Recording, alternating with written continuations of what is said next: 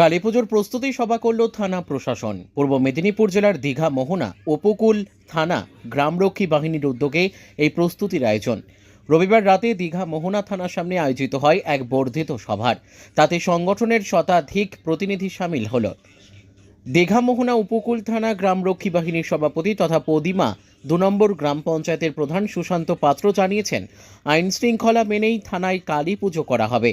পুজো উপলক্ষে রয়েছে বস্ত্র বিতরণ ও গুণীজন সংবর্ধনা এবং সামাজিক ও সাংস্কৃতিক অনুষ্ঠান।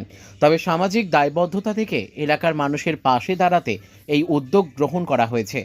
উপস্থিত ছিলেন দীঘা মোহনা উপকূল থানার ওসি প্রবীর সাহা, পদিমা ২ নম্বর গ্রাম পঞ্চায়েতের উপপ্রধান সুজিত কর, সমাজসেবী রোহিণী মাইতি, কল্যাণ আশিস পাত্র, পিনাকি কর, বসন্ত জানা সহ পুলিশ কর্মচারীরা।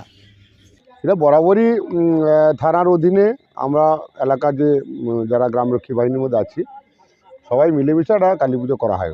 এটা প্রত্যেক থানায় পশ্চিমবাংলা হয়, এখানে আমাদের হচ্ছে। তো আজকে মিটিং হলো যে কীভাবে কালী পুজোটা হবে। আমি 20 তারিখ থেকে 22 তারিখ পর্যন্ত কালী পুজোর রূপরেখা তৈরি হলো, উদ্বোধন হবে।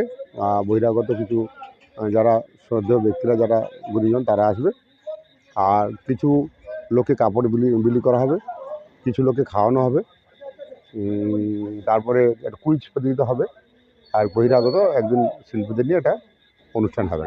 এইভাবে হলো লাইটিং ফাইটিং যেভাবে হয় করা হবে। সুশান্ত পাত্র, আমি এখানকার সভাপতি হয়েছি দীঘা মোহনা কোস্টাল থানা কোস্টাল গ্রামরক্ষী বাহিনীর সভাপতি।